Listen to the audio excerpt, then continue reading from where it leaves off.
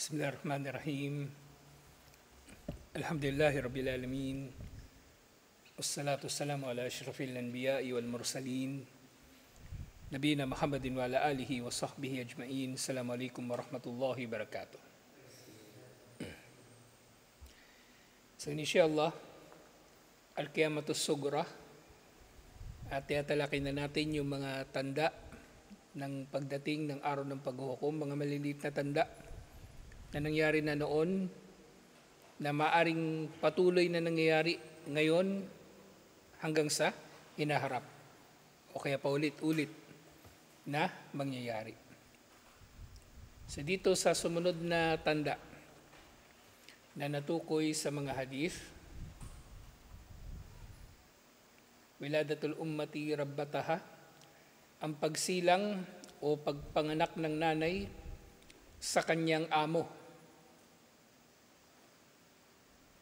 Wa tatawal al-hufatul arat ru'at ash-shat fil bunyan.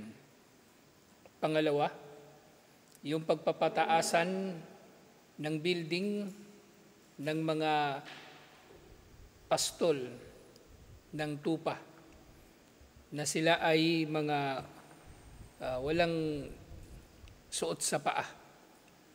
Na sila ay mga walang suot sa paa at nakahubad, halos nakahubad sila dahil sa kanilang pagiging mahirap, pero darating ang panahon na sila ay magpapataasan ng mga gusali. Dalawa ito na nababanggit sa isang kabanata lamang dito, dahil ito ay nababanggit na magkasama sa Hadith Jibril. Yung Hadith Jibril na nakikilala natin, yung pangalawa doon sa Arbaun an-Nawawi, na si Jibril alayhis salam ay nag-anyong tao. At sinasabi na ang anyo niya na ito ay sa anyo na hindi nakikilala ng mga sahaba. Maaring hindi sa anyo ni Dihya, o maaring sa anyo ni Dihya pero hindi pa nila kilala si Dihya sa panahon na ito. Kasi si Dihya al-Kalbi, sa totoo niyan, kabilang siya sa mga pangunahin sa mga sahaba. So kilala siya ng mga sahaba. Actually, si Dihya ang nagpadala ng sulat. Si Dihya ang inutusan ni Propeta Muhammad sallallahu alaihi wasallam na magpadala ng mga sulat para kay Muqawqis, yung pinuno ng mga Kristiyano doon sa Egypt. Kasi pagkatapos ng Hudaybiyah, kabilang kasi sa mga napagkasundoan ng Quraysh at ng mga Muslim sa Hudaybiyah, magkakaroon ng 10 taon na kapayapaan. At sinamantala ito ni Propeta Muhammad sallallahu alaihi wasallam na makapagdaawa. So nagpadala siya ng sulat, halimbawa sa emperador ng Persia, sa emperador ng Byzantine Empire, kay Muqawqis doon sa Egypt, at yun din kay Najashi sa Habasha. Pero lumilitaw, yun nga, kaya dun sa ulat tungkol kay Ramla, kay Habiba, na si Najashi ang nag-recite ng khutbatun nikah para sa kasal nila ni Propeta Muhammad sallallahu alaihi wasallam. Kasi kung nag-Muslim si Ashama na Najashi ng Habasha sa panahon na yon, pagkatapos lamang ng Hudaybiyah, sa pagkakatanggap niya ng sulat na ito. So hindi pa siya Muslim nung kasal nila ni Habiba. Pero maaaring mangyari na sumulat si Propeta Muhammad sallallahu alaihi wasallam sa kanya, pero nauna na siyang nag-Muslim. Maaari rin naman ganun ang mangyayari. Pero nga si Dihya, balik tayo sa kanya, siya ay nakikilala ng mga sahaba. So maaaring dito sa anyo na ito na sinasabi nila na hindi nila nakikilala ang lalaki na ito, maaring si Jibril alayhis salam ay nagpakita sa kanila sa iba pang anyo o iba pang anyo ng tao. So dito,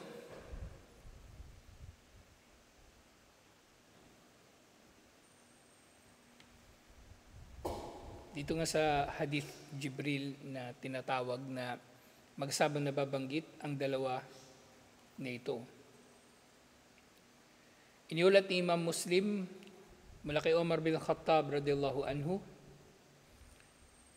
Yun nga, fi maji'i Jibril ila Rasuli sallallahu alaihi wasallam fi surati rajulin yalbisul malabis al-bayda an-nasi'ah. Ito yung hadith na dumating daw kay Propeta Muhammad sallallahu alaihi wasallam ang isang lalaki na nakasuot ng puting-puting damit. Yung damit niya ay napaka-puti. Lahu sya'run syadidus sawad, at napakaitim ng kanyang buhok. Wa sa'ala ar-Rasul sallallahu alaihi wasallam anil Islami wal imani wal ihsan. Wa ajabahu ar-Rasul sallallahu alaihi wasallam. Tinanong ng lalaki na ito si Propeta Muhammad sallallahu alaihi wasallam, ito yung naunang nababanggit sa hadith tungkol sa Islam, iman at ihsan. At lahat ng ito ay tinugon ni Propeta Muhammad sallallahu alaihi wasallam. Thumma sa'alahu anis sa'ah, at tinanong siya tungkol sa araw ng paghuhukom. Faqala Rasul sallallahu alaihi wasallam, mal mas'ulu anha bi'a'lama minas sa'ili. Ang tinatanong ay hindi mas nakaalam kaysa sa nagtatanong. So, ibig sabihin ni Propeta Muhammad sallallahu alaihi wasallam, pareho tayong walang nalalaman sa bagay na ito. Kaya nagtanong na lang muli yung lalaki. Siyempre, yung mga sahaba, hindi pa nila alam na ito ay si Jibril alayhi salam pala. Qala fa'akhbirni an amaratiha. Sabihin mo na lang sa akin ano ang mga tanda nito. Qal, sabi ni Propeta Muhammad sallallahu alaihi wasallam, antalidal ummatu rabbatiha. Ang pagsilang o pagkakapanganak ng babae sa kanyang amo. Wa antaral hufatul aratu rea asya. At makita mo ang mga nakahubad at walang tsinelas o walang sapatos na mga pastol ng tupa, yatatawaluna fil bunyan, na sila ay nagpapataasan ng kanilang mga building. So ito nga ay hadith na iniulat ni Imam Muslim. So dito,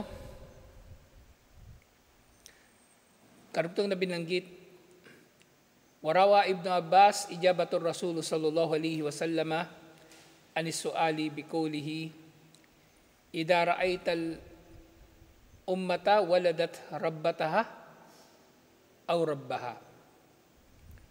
So meron ding iniulat si Ibn Abbas na naging tugon ni Propeta Muhammad sallallahu alaihi wasallam sa iba pang mga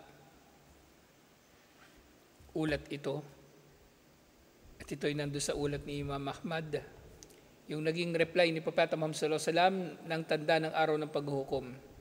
Kapag nakita mo ang mga ina na magsisilang ng kanilang mga amo na babae o lalaki. Wara'aita ashabas siya yatatawaluna fil bunyan, at kapag makita mo ang mga pastol na nagpapataasan ng mga gusali. Wara'aita al-hufat al-jiya al-ala kanu ru'usan nas. At kapag nakita mo yung mga tao na dating gutom at dating walang suot sa paa, subalit sila kalaunan ay nagiging pinuno. Ganyan din kapag ang mga pastol ay nagiging pinuno. Falalika min maalimis saati wa asyratiha. Ang mga yaon ay kabilang sa mga tanda ng araw ng paghuhukom. So nagtanong muli yung lalaki, Ya Rasulullah, waman ashabu sya wal hufatul jiya al-ala. So nagtanong yung lalaki, o sugo ni Allah, sino ang mga pastol ng tupa na ito na walang suot sa paa, nagutom at ala? Yung ala, mahirap. Mahirap. So sila ay mahirap. Pero yun nga, sila ay magpapataasan ng gusali at sila ay magiging mga pinuno. Yung ala, may kinalaman din ito dun sa dun sa Suratul Duha. Sa Suratul Duha. Yung alam yajidka yatiman fa'awa, wa wajadaka dalan fahada, wa wajadaka ailan faagna. So yun siya. So sabi ni Propeta Muhammad sallallahu alaihi wasallam, "Qala al-Arab." Ang tinutukoy niya dito yung mga Arabo. Na sila nga ay magiging pinuno ng kanilang mga nasyon at sila ay magiging magpapataasan ng kanilang mga gusali. So dito iniulat, qala Ibn Rajab fi ta'liqihi alal hadith. Iniulat ni Ibn Rajab sa kanyang komento sa hadith na ito, madmunun ma dhakara min ashratis saati fi hadal hadith yarji'u ila anna al-umur tusadu ila ghairi ahliha. So ano pa man ang kumbaga pinapahiwatig ng mga tanda ng araw ng paghuhukom na ito sa dalawang naulat na hadith. Ang may hinuha mula rito, kumbaga yung general na meaning nito, tusadu ila ghairi ahliha. Al-umuru tusadu ila ghairi ahliha. Ang pamumuno daw, may bubuo dito doon sa ang pamumuno ay mailalagay, maibibigay sa hindi karapat dapat dito. Kama qala Nabi sallallahu alaihi wasallam, liman sa'alahu anis sa'a, katulad lamang din ng tinanong si Propeta Muhammad sallallahu alaihi wasallam kung kailan ang araw ng paghuhukom. Sinabi niya, idha wusidal amru ila ghairi ahlihi fantadir as-sa'ah. Kapag ibinigay ang pamumuno sa hindi karapat dapat dito, ay hintayin mo na ang araw ng paghuhukom.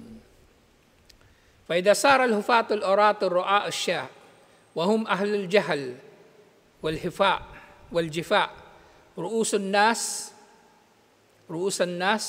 wa ashabu tharwa wal amwal hatta yatatawalu fil bunyan fa innahu yufsidu bidhalika nidamuddin o yufsadu fa innahu yufsadu bidhalika nidamuddin wad dunya.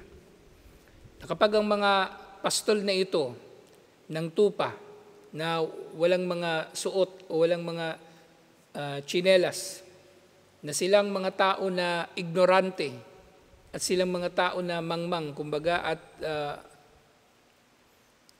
yung jefa, kumbaga, mal-edukado, kumbaga, di ba yung tao na hindi naturuan ng maayos, ang kanyang ugali ay magaspang. Kumbaga, walang pakundangan, bastos. Yun, ganun sila. Kapag itong mga tao na ito ay naging mga pinuno ng mga tao at naging napakayaman, ang gagawin nila ay magpapataasan sila ng gusali. At kasama nito, o magiging resulta nito ang pagkasira ng kanilang relihiyon at kanilang sistema ng pamumuhay dito sa mundo. Kasi wala naman talaga silang alam sa bagay na ito. Kaya kung saan-saan na lang nila ginagastos ang kanilang yaman. Kaya nga itong bagay na ito sa banala, nakikita natin ito ngayon. Yung mga Arabo na inaasahan sana natin na mamumuno sa Islam, magpapatagumpay sa Islam, silang nagdudulot ng napakaraming mga kasiraan sa Islam at sa mga Muslim. Ang mga pinuno ng mga bansang Arabo bilang halimbawa, marami sa kanila walang pakialam sa relihiyon o kumbaga nagpapasimuno ng mga paglabag sa relihiyon. Hindi natin sila hinahatulan, pero ito ang nangyayari. Nangyayari na ang tanda na ito, waliyadu billah. Nangyayari na ang tanda na ito na kabilang sa kanilang kumbaga mali na paggamit sa yaman na ibinigay sa kanila ni Allah subhanahu wa ta'ala, sa halip na gamitin ito sa da'wa, sa halip na gamitin ito sa jihad, nagpapataasan sila ng building na hindi naman nila kailangan. Hindi naman kailangan gawin. Pero ginagawa nila para magyabang, para ipakita lang na sila ay makapangyarihan at iba't iba pang mga bagay na pinaggagawa nila sa kanilang mga yaman. Wala sila ba paggamitan ng yaman? Sukdulan na gagamitin nila ito sa kahalayan, sa pagsuway kay Allah at iba't iba pang mga bagay. Kaya nga ang yaman, ito ay fit na rin. Ito ay fit na rin sa mga tao. Sa maraming mga tao, Maayos ang kalagayan nila sa kanilang buhay sa mundo at sa kanilang relihiyon, pero nang sila yumaman, wala na. Iniligaw sila ng kanilang yaman. Kaya ngayong natalakay na natin sa tafsir, di ba? Alhaqumut takathur, kayo ay nililinlang ng pagpaparamihan ninyo ng yaman. Ng taong hindi na lamang nagpapayaman para umunlad yung kanyang paraan o kanyang pamumuhay, kumbaga magkakaroon siya ng komportableng pamumuhay. Ang marami sa mga tao nagpapayaman para maging mas mayaman sa iba. Para maging mas mayaman sa iba at pupurihin ng mga tao ang kanyang yaman. Waliyadu billah. So itong usapin na ito, yung pagpapataasan nila ng mga building, self-explanatory na ito. Nakikita natin ng mga balita tungkol dito araw-araw. Nakikita natin ng mga balita dito tungkol dito araw-araw. Pero syempre, hindi naman ibig sabihin nito na lahat ng Arabo ganito. Marami pa rin sa mga Arabo, alhamdulillah, ang maalam, marami sa kanila sumusuporta sa da'wah, marami sa kanila nagjijihad, nananatili sa jihad at hindi tumutulad sa mga masasamang mga pinuno ng kanilang yaman ay ginagastos lang nila sa mga walang kwentang mga bagay. Yung pangalawa na natukoy sa hadith. Wal muradu biqawlihi antalidal ummatu rabbataha, kapag ang ina ay isinilang niya ang kanyang amo, ay sayyidatuha wa malikatuha, kumbaga ang mangyayari, isisilang niya yung kanyang anak na kanyang magiging amo na siya ay utusan, katulong o alipin, waliyadu billah, alipin ng babae na ito na kanyang anak o kanyang lalaking anak. Qala al-ulama, so meron ng iba't ibang interpretasyon dito na banggit na natin ito nung nakaraan, pero ngayon matatalakay pa natin inshallah.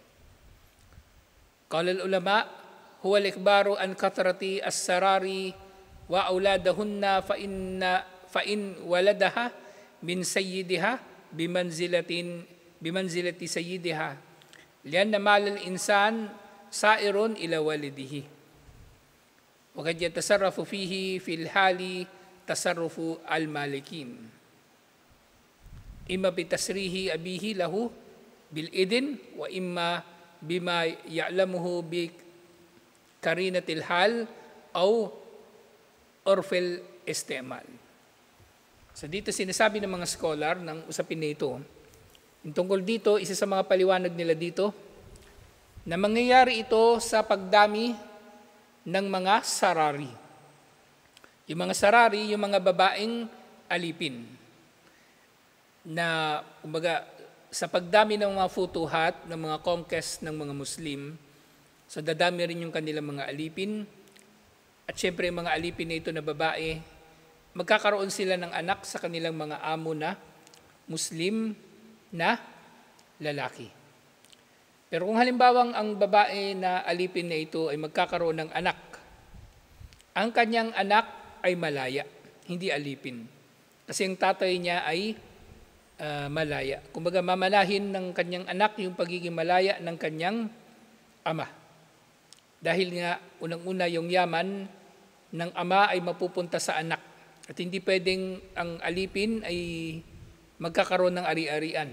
So dapat malaya ang anak ng babaeng alipin sa isang malayang ama nung bata. So gayon din, paliwanag dito na ang pagmamana na ito ay maaaring mangyayari na ito man ay malinaw na binabanggit o tukoy, o ito ay kumbaga minana lang niya, o kaya ito yung nakagawian ng mga tao doon sa kanilang lugar, na ang alipin ay kung ang kanyang ama ay malaya, ay magmamana siya doon sa kanyang ama. So dito, malinaw ito na kumbaga ang mangyayari kung sa ganitong kahulugan, isa itong pagpapabatid ni Propeta Muhammad sallallahu alaihi wasallam na dadami ang mga jihad at dadami ang pagtatagumpay ng mga Muslim at dadami ang dadami ang, kumbaga, mga alipin na babae na magkakaroon ng anak na malalaya. Therefore, isinilang nila ang kanilang amo. Isinilang nila ang kanilang amo. Kung hindi sila palalayain, kumbaga. Yung ano natin dito, premise, nagkaroon siya ng amo na lalaki, at yung lalaki na nakipagtalik sa kanya, nagkaroon sila ng anak. Yung anak malaya. So kung hindi siya pinalaya, ibig sabihin yung anak niya ay kanyang amo. Actually, hindi ito kakaiba nung panahon ni Propeta Muhammad sallallahu alaihi wasallam. Yung pang-aalipin nga, katulad ng palagi ko nababanggit, pinipintasan ng Islam tungkol dito, pero actually, nauna ang mga Muslim sa reforma sa pagpapainam ng kalagayan ng mga alipin. Hindi man direktang ipinagbawal sa Quran ang pang-aalipin, pero maraming mga ayat sa Quran at maraming mga hadith ang naghihimok sa mga tao na magpalaya ng alipin, at kung hindi man nila mapapalaya ang alipin, ay ayusin nila ang pakikitungo nila sa mga alipin. At actually, mga bansang Muslim ang naunang nagbawal sa pang-aalipin, katulad ng Tunisia na actually nauna pa sa Amerika. Bago pa man magkaroon ng civil war sa US, nagpalaya na at pinagbawal na ng Tunisia ang pang-aalipin. Kasi dahan-dahan lang ito na tinanggal ng Islam. Hindi basta-bastang matatanggal ang pang-aalipin dahil ito ay isang bahagi, malaking bahagi ng ekonomiya ng mga bansa noong unang panahon. Isa pang sinasabi tungkol dito, wakila ma'nahu an yalidna al-muluk fatakunu ummuhu min jumlati ra'iyatihi wa huwa sayyiduha wa sayyidu ghayriha min ra'iyatihi. At sinasabi rin na isa pang kahulugan nito na kung ang mga babae na ito, yung mga babaeng alipin, ay magsisilang ng hari o kumbaga prinsipe. Kumbaga siya ay pag-aari, yung babae, yung concubine ay pag-aari ng hari. Siyempre yung anak niya ay magiging prinsipe na rin. At ang babae na ito na alipin ay mananatili na alipin. Kung mananatili nga siya na alipin, ang kanyang anak ay kanyang magiging amo rin. May tuturing na siya ay alipin ng kanyang anak. Faqad kathura tasarri al-ahrar min al-ama bimulkil yamin. So maraming mga ganitong pangyayari na yung mga babae magkakaroon nga ng mga anak na mula sa ama na malaya o kahit sa mga nobility. Yung halimbawa, yung amo nung alipin na babae, yung khalifa o gobernador o hari na Muslim, so maaring ang kanyang anak ay magiging hari din. Magiging hari din. ومن المعلوم شرعا أن الأبناء الذين يأتون من السرار يكونوا أحرارا. So nalaman natin mula sa Sharia ng mga anak ng mga babaeng alipin mula sa malayang ama, sila ay magiging malaya din. Sila ay magiging malaya din. Wabidalika waladatul ummah rabbataha. Na dahil dito, masasabi natin na isinilang ng ina ang kanyang amo. Wakad wasala ba'da haula'i ilal mulk. At merong iba na anak ng alipin pero sila bandang huli ay naging mga hari. Sila bandang huli ay naging mga hari. So halimbawa nga rito, yung mga mamluk na sila originally ay mga alipin. Yung mga mamluk na tumalo sa mga Mongol noong 1258 sa Ain Jalut at dun sa Marj Safar kasama sina Ibn Taymiyyah rahimahullah noong 1303. Sila ay mga mamluk. Kabilang sila dun sa mga dating mga alipin at bandang huli ay sila na ang mga namuno sa mga Muslim. Yung Abbasiya, umiiral pa noon pero ano na lang sila, symbolic na lang. Symbolic na lang ang kaharian o pagiging khalifa ng Abbasiya. Pero siyempre, itong hadith na ito, yung tungkol sa pagsilang ng ina sa kanyang amo. Sinasabi rin naman ng mga scholar na ito ay mangangahulugan din bukod doon sa Qatratul Futuhat, maaari rin ito mga hulugan ng Qatratul Uquq, yung pagdami ng paglapastangan ng mga anak sa kanilang mga magulang, lalo na sa ina, na yung anak na lalaki o anak na babae ng ina ay tatratuhin siya na parang katulong, parang utusan o parang alipin. So, tinatanggap din ng ganitong kahulugan. Actually, kapag napapaliwanag itong mga hadith na ito, itong hadith na ito na hadith Jibril, ito yung pangunahin na nababanggit. Yung pagdami ng paglapastangan sa magulang, na ginagawa ng alipin ng anak ang mga magulang, lalo-lalo na ang ina. Pero itong natalakay natin tungkol sa Qatratul Futuhat, isa rin ito sa mga nakikilala na kahulugan ng hadith na ito. Alhamdulillah. So ito yung hadith Jibril at yung mga tinukoy dito na palatandaan ng pagdating ng araw ng paghukom. Yung sunod na matatalakay natin, Tadail Umam alal Ummati al-Islamiyya. Ito yung pagtutulungan ng mga bansang, iba-ibang mga bansa, lalong-lalo ng mga bansang kuffar, pagtutulungan ng mga bansang hindi Muslim laban sa umma ng mga Muslim. At nangyayari nga ito ngayon. Pinagtutulungan ng mga bansang kuffar ang Iraq, ang Afghanistan, bagaman technically tapos na ang digmaan doon, pero nananatiling mayroong digmaan sa iba't ibang mga bahagi ng mga bansang Muslim, nananatiling digmaan sa Syria, sa Palestine, sa Burma, sa Kashmir, at sa iba't iba pang lugar ng mga Muslim. Waliyadu billah. Tutuloy natin ito insyaAllah. Assalamualaikum warahmatullahi wabarakatuh.